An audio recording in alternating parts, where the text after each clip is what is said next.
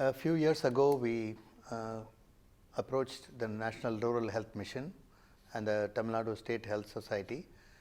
Together, we evolved a program for training doctors at primary care level in doing basic obstetric ultrasound. The objective was to identify the most common birth defects at a village level so that the patients can be stratified whether they should be delivered at the primary health center or they should go to a higher center. So this was essentially the program, and it involved training 2 doctors per center.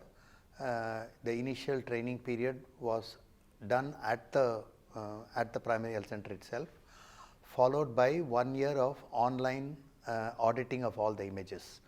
So with continuous supervision, so that when there is an abnormality, immediately an SMS would come and we would call the doctor, and while the patient is there, we will help sort out what the problem is. The most important thing is there is in Tamil Nadu, all the primary health centers are equipped with ultrasound machines, and there was no training available. And internal resources were very scarce, so training was not possible to do for all of them. So that was the greatest advantage. And as far as our institution goes, we had a 30-year experience in training people. So we put our expertise together, and working closely with the government, we were able to transfer our knowledge which we gained over the years for best practices in training, which we could utilize them to train. So this was the greatest advantage for them. Secondly, it was there could be a time frame, and we could finish the project within a certain time frame, and of course with greater accountability. So as far as the government is concerned, we helped to create a model which was time bound, and at the end of it we could measure what were the metrics, that is what were the advantages, how effective it was for the population, so on and so forth. So that was a great advantage. In Tamil Nadu, I think we are very fortunate to have a very responsive government, especially our health department has been extremely responsive, not only to what we were saying, but also to put in place some of our suggestions. But the challenges, I think, internally which are faced are, there are doctors who are working in the government system have to follow a set of government rules, and they've got many things to do apart from this. Also, the doctors are transferable.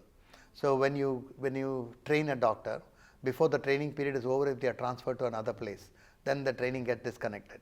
So we took care of that by putting in certain checks and balances, and putting certain sort of pre-decisions which were made in consultation with the government, which helped us to avoid that. But overall, I think except for the logistic support which was needed, most of it was a very supportive government is what we have. It's a very interesting question. The whole idea with which we approached the government was to create a model which could be replicated, because if this reaches the masses across the country, then the benefits which the last man on the road will get is immense, because of the potential we have for doing healthcare delivery through ultrasound. So the replication of the model is possible, provided there are champions in each place. In each state, there should be a champion who will drive it, and we should train the trainers. Training the trainers becomes important, because this is a very unique model. So we need to identify a set of trainers, train them first, and then allow them to train. But it will work only if the trainers are incentivized sufficiently. Mediscan brings huge benefits, in the sense like Mediscan has got a set of very well trained people. Not only they have well trained people, they also have the training programs are very much standardized according to international guidelines.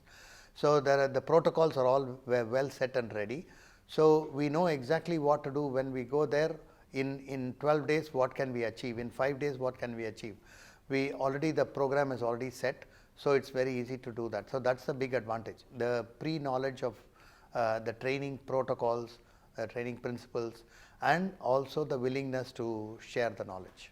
The skill gap, in fact, is very huge. And I think medical science is advancing so rapidly For example, in our own field, I will take to a narrow field of obstetric ultrasound. What we were doing 2 years ago is different from what we are doing now. The way we approach the fetus 5 years ago is very different from the way we approach the fetus now, and it can only improve from here, because as we keep doing more and more, we identify that we can do better, we can actually see more, we can diagnose better conditions. So for this, the international knowledge on this is rapidly increasing, and it is up to us to educate ourselves continuously. So a continuing education program is required very often to update ourselves, and not only update ourselves but translate that into practice. What we say, from bench to bedside, there is research going on, but that research has to be translated to the bedside so that the final patient will benefit.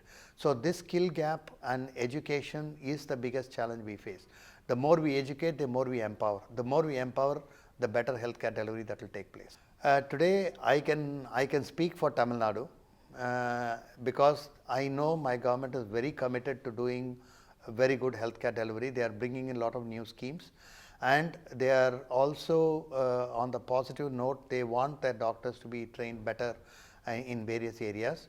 So I feel a big change and a very positive approach which is going to be there for Tamil Nadu, because the government is keen on investing in healthcare and healthcare education in a big way.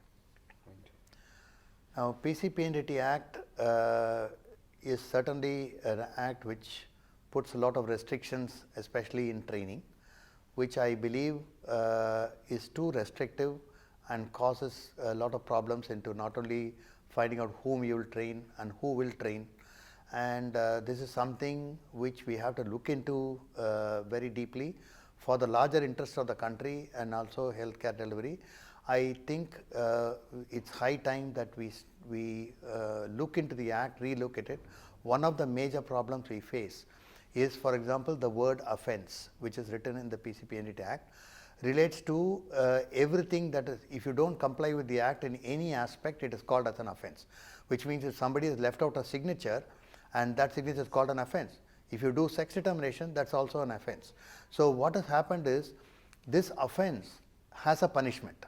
So somebody who has missed out on a signature has been punished in the same way as somebody who has done a sex determination. These two things are very different.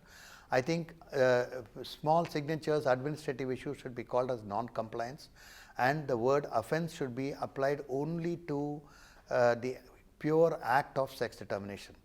And I think, see, if you look at it from the government point of view, the doctors at the primary health center, they've all been sensitized that sex determination should not be done. They are not trained in doing identifying the sex of the baby. So we have to look at the larger picture. So uniform implementation of the act has been the major challenge.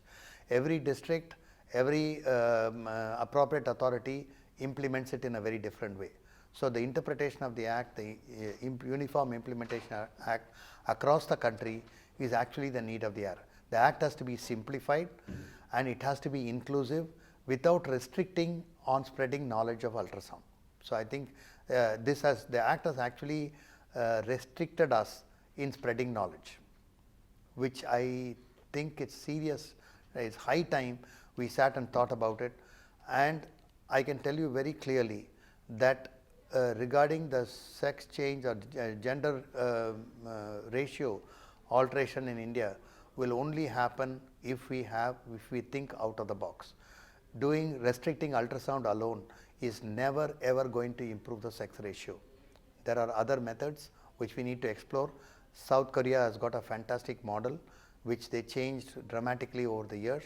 I think we should take that knowledge from other countries, how they have done this, and go accordingly.